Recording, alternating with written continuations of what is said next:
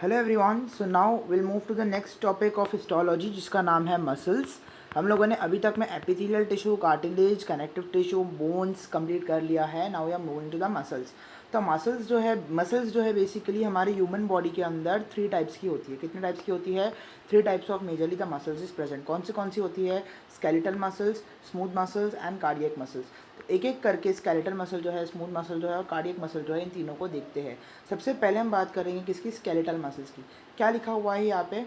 Skeletal muscles is majorly in the body. Majorly जो muscle, सबसे ज़्यादा जो मसल्स प्रेजेंट है वो कौन सी मसल्स है? Skeletal muscles which make the tendon. Tendon यहाँ पे एपोन्यूरोसिस का वर्ड यूज़ किया हुआ है, but is attached to the skeleton, hence it is called as skeletal muscles. Aponeurosis का मतलब क्या होता है? एपोन्यूरोसिस का ये मतलब होता है कि कोई भी मसल जो है वो बोन से अटैच्ड है। सपोज ये एक बोन है, ठीक है, ये एक बोन है, यहाँ पर ये एक बोन है और यहाँ पर इस तरीके से मसल अटैच्ड है, ठीक है। ये मसल है। तो यहाँ पे इस जो मसल का अटैचमेंट है ये कहाँ पर है? बोन पे है। तो इसको हम लोग क्या कहेंगे? टेंडन कहते हैं। Attachment of muscle to the bone that is known as tendons, और attachment to the bone that is the ligament, ठीक है। तो यहाँ पे टेंडन क्या होता है?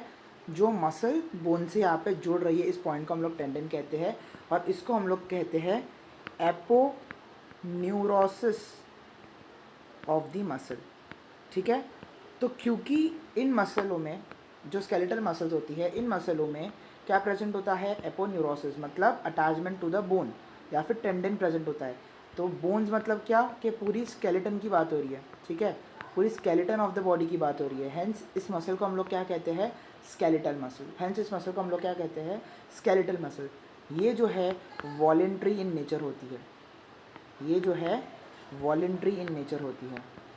वॉलेंट्री इन नेचर क्यों होती है ये? क्योंकि ये जो स्केलेटल मसल होती है, ये वॉलेंट्री का मतलब ये होता है कि सेल्फ कंट्रोल्ड मसल होती है। जैसे कि आप लोग अपने बाइसेप पे फ्लेक्स करते हो तो मसल जो है वो कॉन्ट्रैक्ट होती है। आप लोग बाइसेप पे जब रिलैक्स करते हो तो मसल जो है वो रिलैक्स होती है। आप लोग जिम मारते हो तो आपकी जो बाइसेप है, डोले शोले है, वो बनने लगते हैं। उसका मतलब क्या है? कि मसल का कॉन्ट्रैक्सेशन और रिलैक्सेशन आप लोग कंट्रोल कर रहे हो। उसी को हम लोग बोलते हैं वॉलेंट्री। स्ट्रेंड मसल का मतलब क्या होता है? सपोज़ ये एक मसल है और इस मसल के ऊपर इस तरीके से जो है यूनिफॉर्मली एक काले काले से स्पॉट्स होते हैं। इन काले काले से स्पॉट्स को हम लोग कहते हैं स्ट्रेन्स। इन काले काले से स्पॉट को हम लोग क्या कहते हैं? स्ट्रेन, ठीक है। ये स्ट्रेन्ड मसल्स होती है, और ये जो स्ट्रेन्स होते हैं वो आते हैं आपके आई बैंड से और ए बैंड से, जो हम लोग आगे इस वीडियो में ही डिस्कस करने वाले हैं कि आई बैंड क्या होता है, ए बैंड क्या होता है। अभी के लिए आप ये समझ लीजिए कि जो स्ट्रेशंस प्रेजेंट होते हैं इस तरीके से यूनिफॉर्मली जो मसल पे, हम लोग उसको स्ट्रेंटेड मसल कहते हैं। अब स्ट्रक्चर देख लेते हैं स्केलेटल मसल का। तो जो मसल सेल्स होती है उसको हम लोग क्या कहते हैं? Muscle fibre. मसल सेल्स को हम लोग क्या कहते हैं? Muscle fibre. इस मसल फाइबर के अंदर क्या होता है? इस मसल फाइबर के अंदर होता है मायोफिब्रिल्स, जो कि क्या होते हैं? Parallel fibres which is arranged into the muscle fibre. आप लोग ये समझ लीजिए कि ये पूरी एक मसल है, ठीक है। ये एक मसल का मैंने डायग्राम बना दिया। ये एक मसल है, ये एक मसल है। इसके अंदर कुछ इस तरीके के बंडल्स प्रेजेंट होते हैं, इस तरीके के बंडल्स प्रेजेंट होते हैं। इसको हम लोग कहते हैं मसल बंडल। इसको हम लोग क्या कहते हैं? Muscle bundle. और इसके अंदर इस तरीके के थ्रेड्स होते हैं। इसको हम लोग क्या कहते हैं? मसल फाइबर, जिसको मैं मसल का सेल भी कह रहा हूँ। Muscle fibre is nothing but the muscle cells. और इस मसल सेल्स के अंदर इस तरीके से पैरेलल अरेंजमेंट्स होती है। इसको हम लोग कहते हैं मायोफिब्रिल्स।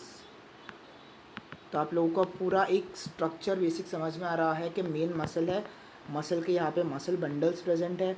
मसल बंडल्स के अंदर ये है हमारा मसल फाइबर, और मसल फाइबर के अंदर ये जो पतली पतली सी स्ट्रिप्स है ये है मायोफिब्रिल्स।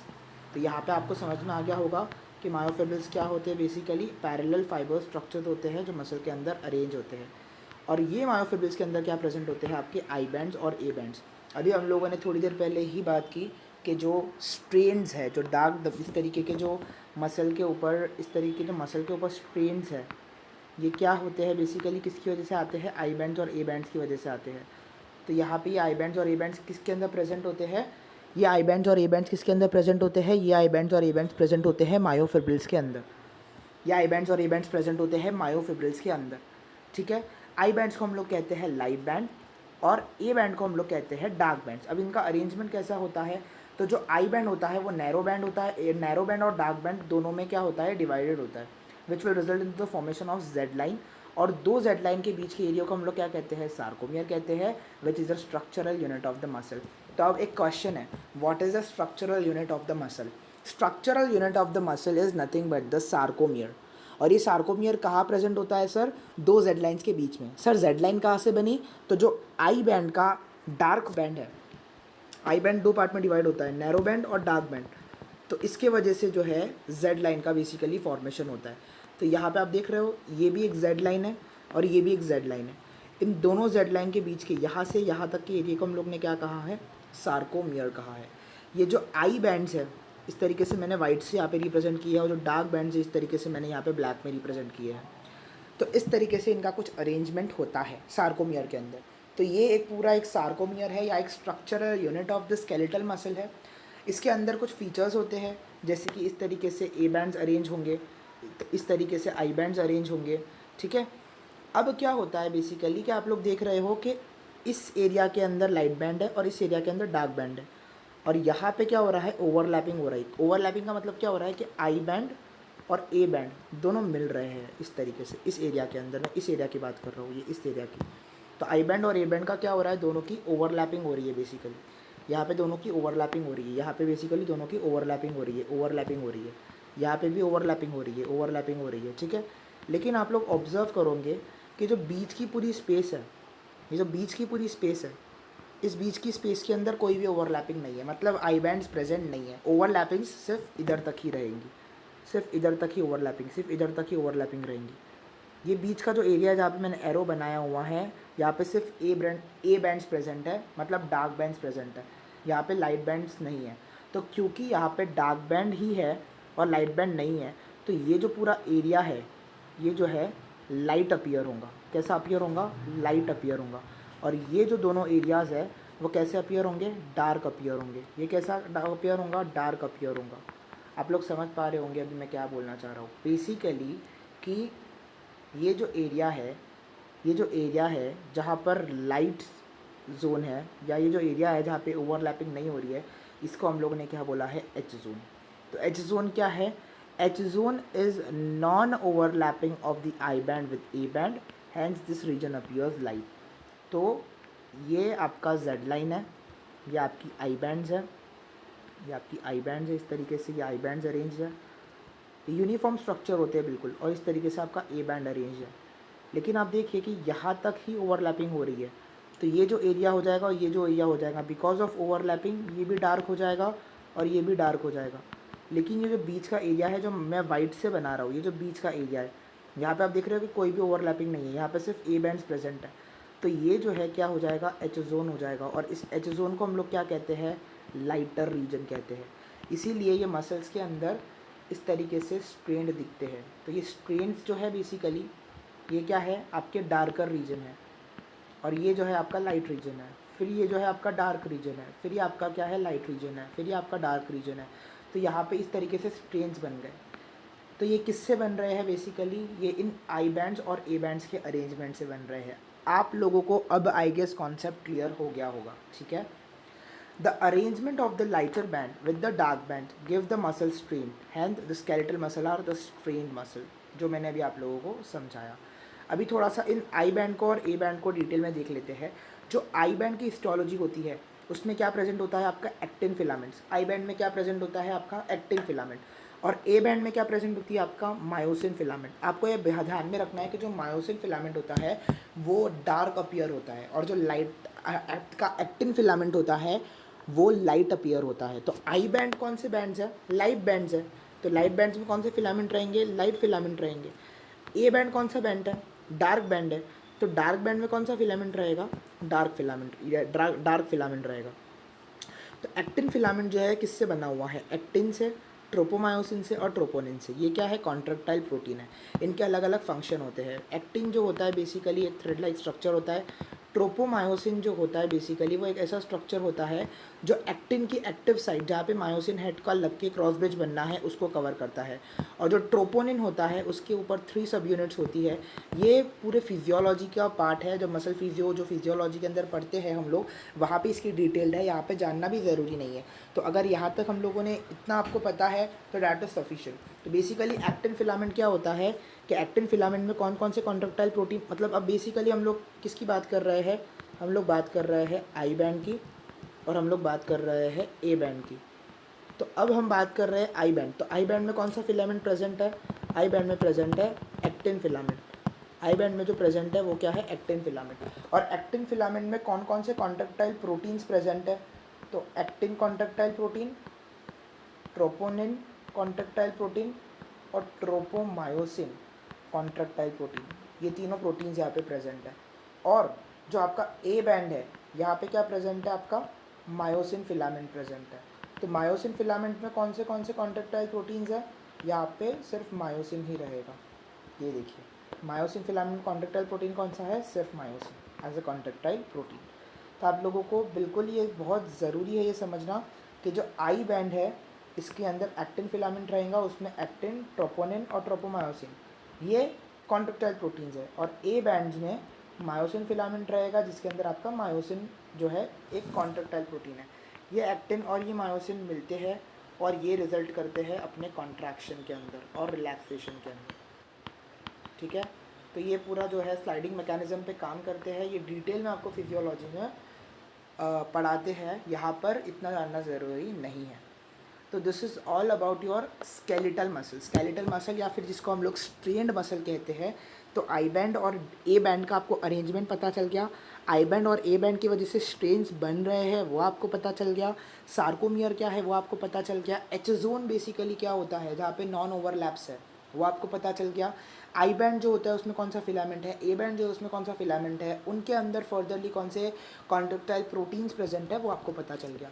नेक्स्ट जो टॉपिक है हमारा दैट इज़ स्मूथ मसल, क्योंकि मैंने बताया था स्टार्टिंग में कि 3 टाइप ऑफ मसल होते हैं। तो यहाँ तक हम लोगों ने बात कर ली क्या, स्केलेटल मसल की। अब स्मूथ मसल क्या होता है, स्मूथ मसल जो होता है वो स्मूथ इन अपीयरेंस होता है। स्मूथ इन अपीयरेंस का मतलब कि इनके अंदर कोई भी स्ट्रेन्स प्रेजेंट नहीं है, it is non strained muscle. Involuntary in action, involuntary in action का मतलब क्या होता है कि इसकी एक्शन अपने कंट्रोल में नहीं है। जैसे कि यूरिनरी ब्लैडर, यूरेथ्रा, ओके, आपका स्टमक, आपका इसोफेगस, इसमें कौन सी मसल प्रेजेंट होती है, इसमें स्मूथ मसल प्रेजेंट होती है। तो इस स्मूथ मसल का जो एक्शन होता है वो हमारे कंट्रोल में नहीं होता, ठीक है, वो ऑटोमेटिक या फिर वो नर्वस सिस्टम से एक्शन होता है। तो उस मसल को हम लोग क्या कहेंगे, इनवॉलेंट्री। और नॉन स्ट्रेन मसल क्यों बोला है, इसका भी रीज़न है। मैंने क्या बताया था आपको कि स्ट्रेन्स किससे बनते हैं सर स्ट्रेन बनते हैं आपके आई बैंड से और ए बैंड से। स्ट्रेन किससे बनते हैं, आपके आई बैंड से और ए बैंड से। इसमें ये दोनों बैंड्स ही एब्सेंट रहेंगे। देखिए तो जो मसल फाइबर होता है of the smooth muscle, muscle fibre of the smooth muscle का मतलब जो सेल्स होते हैं, मसल के सेल्स होते हैं स्मूथ मसल के अंदर, वो फ्यूजीफॉर्म शेप के होते हैं। कैसे होते हैं, फ्यूजीफॉर्म शेप के होते हैं विद द 2 न्यूक्लियाई, 2 न्यूक्लियाई इनके अंदर प्रेजेंट होती है। तो मसल फाइबर जो होते हैं स्मूथ मसल के, इनके अंदर मायोफिब्रिल्स नहीं होते। मायोफिब्रिल्स बताया था ना मैंने, मायोफिब्रिल्स बताया था ना, ये मसल फाइबर है आपका। तो इसके अंदर ऐसे पतले से थ्रेड लाइक स्ट्रक्चर्स मायोफिब्रिल्स, ठीक है। अगर मायोफिब्रिल्स नहीं है तो यहाँ पे ए बैंड और आई बैंड भी नहीं होंगे, ऑब्वियसली बात है, क्योंकि ए बैंड और आई बैंड कहाँ प्रेजेंट है, मायोफिब्रिल प्रेजेंट है। तो इसका मतलब कि आपका सार्कोमियर भी नहीं होगा, बिकॉज सार्कोमियर किस चीज़ से बन रहा था, जेड लाइन और ए बैंड और आई बैंड के अरेंजमेंट से बन रहा था, वो भी नहीं है। तो जब सार्कोमियर ही नहीं है और आपके ए बैंड आई बैंड ही नहीं है, तो यहाँ पे ये जो डार्क और लाइट अपीयरेंस है इस तरीके से, जिसको हम स्ट्रेन्स बोलते हैं, ये डार्क अपीयरेंस, फिर ये लाइट अपीयरेंस, फिर ये डार्क अपीयरेंस, फिर ये लाइट अपीयरेंस, फिर ये डार्क अपीयरेंस, ये बनेगा ही नहीं, क्योंकि डार्क और लाइट बैंड प्रेजेंट ही नहीं है। इसीलिए हम इनको क्या बोलेंगे, नॉन स्ट्रेन मसल बोलेंगे। इसीलिए हम लोग इसको क्या बोलेंगे, नॉन स्ट्रेन मसल बोलेंगे। लेकिन क्योंकि मैंने आपको यहाँ पे बताया कि आपके जो एक्टिन फिलामेंट होते हैं और मायोसिन फिलामेंट के अंदर जो एक्टिन और मायोसिन कॉन्ट्रैक्टाइल प्रोटीन होता है, ये आपके कॉन्ट्रैक्सेशन और रिलैक्सेशन के लिए काम करेंगे। और स्मूथ मसल भी कहीं ना कहीं कॉन्ट्रैक्ट और रिलैक्स होते हैं, तो इसके अंदर एक्टिन और मायोसिन फिलामेंट जो है वो प्रेजेंट रहेंगे। बट ये यूनिफॉर्मली अरेंज नहीं होंगे like the skeletal muscle. Skeletal muscle के केस में क्या हो रहा था कि जो आई बैंड है और ए बैंड है वो बहुत ही यूनिफॉर्म मैनर में अरेंज थे, कुछ इस तरीके से यूनिफॉर्म मैनर में अरेंज थे। अब यहाँ पे तो ना आई बैंड है ना ए बैंड है, यहाँ पे सिर्फ क्या है, आपके एक्टिन और मायोसिन फिलामेंट्स प्रेजेंट है, ताकि छोटा मोटा कॉन्ट्रैक्शन हो सके, ठीक है। लेकिन ये कॉन्ट्रैक्शन और रिलैक्सेशन के लिए प्रेजेंट है, ये यूनिफॉर्मली अरेंज्ड नहीं है। जैसे स्केलेटल मसल के अंदर बाकायदा लाइट बैंड्स और डार्क बैंड्स इस तरीके से अरेंज्ड थे। तो इससे क्या हो रहा था कि यहाँ पे एक्टिन फिलामेंट प्रेजेंट था, इस तरीके से यहाँ पे एक्टिन फिलामेंट प्रेजेंट था और यहाँ पे मायोसिन फिलामेंट प्रेजेंट था। तो इन दोनों का मिलकर के क्या होता था, कॉन्ट्रैक्शन होता था। लेकिन क्योंकि आई बैंड भी नहीं है, ए बैंड भी नहीं है, तो ये एक्टिन फिलामेंट और मायोसिन फिलामेंट जो है वो हवा में सिर्फ ऐसे फ्लोट कर रहे हैं और बिल्कुल नॉन यूनिफॉर्मली अरेंज्ड है। और बस ये एक दूसरे से इस तरीके से बाइंड करके स्मूथ मसल में कॉन्ट्रैक्शन करवाएंगे, ठीक है। आपको ये आई गेस समझ में आ गया होगा मैं क्या बोलना चाह रहा हूँ। Contractile protein is present in the smooth muscle, बिल्कुल कॉन्ट्रेक्टाइल प्रोटीन्स भी प्रेजेंट होते हैं क्योंकि यहाँ पे आपके फिलामेंट्स भी प्रेजेंट है। कौन से कॉन्ट्रेक्टाइल प्रोटीन्स प्रेजेंट होते हैं, सिर्फ 3 टाइप के कॉन्ट्रेक्टाइल प्रोटीन ही स्मूथ मसल में प्रेजेंट होंगे, दैट इज एक्टिन, ट्रोपोमायोसिन और मायोसिन। यहाँ पे जो ट्रोपोनिन होता है वो स्मूथ मसल में एब्सेंट होता है। तो जो एक्टिन और ट्रोपोमायोसिन है इससे क्या बनेगा, आपका एक्टिन फिलामेंट बनेगा, ठीक है। और जो मायोसिन है इससे क्या बनेगा, आपका मायोसिन फिलामेंट बनेगा। जो मायोसिन है उससे क्या बनेगा, आपका मायोसिन फिलामेंट बनेगा। और जो ट्रोपोनिन है वो यहाँ पे क्या हो जाएगा, एब्सेंट हो जाएगा। In smooth muscle troponin is absent, ठीक है। तो ये हमारे सब कॉन्सेप्ट थे स्मूथ मसल के। Now we move to the cardiac muscle. Cardiac muscle क्या होता है, बेसिकली कार्डियक का मतलब होता है जब हम बात करते हैं हार्ट से related, cardiology, cardiologist, okay, that is heart specialist. तो जो मसल है जो प्रेजेंट होती है हार्ट के रीजन में या कार्डियक रीजन में, उसको हम लोग कहते हैं कार्डियक मसल।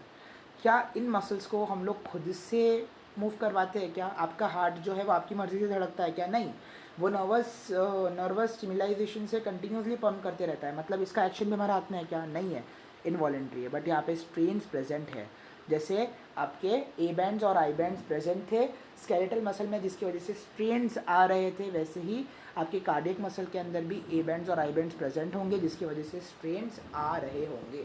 सिर्फ स्मूथ मसल के अंदर ए बैंड्स और आई बैंड्स एब्सेंट हो जाएंगे जिसकी वजह से क्या हो रहा है, जो स्ट्रेन्स है मसल के ऊपर वो नहीं बन पा रहा है। तो this is all about the muscle histology, ठीक है। इसके अंदर हम लोगों ने इन तीनों मसल्स का स्ट्रक्चर देख लिया है कि स्ट्रेन्स क्या होते हैं वो समझ लिए है, नॉन वॉलेंट्री वॉलेंट्री क्या होता है वो समझ लिया है, और ओवरऑल मसल फाइबर्स कैसे होंगे, मायोफिब्रिल्स किसमें प्रेजेंट होगा किसमें एब्सेंट होगा, पूरा मैकेनिज्म क्या है वो अच्छे से समझ लिया है। तो आई होप कि आप लोगों को ये वीडियो में जो भी चीज़ें समझाई है वो समझ में आई है। Thank you so much.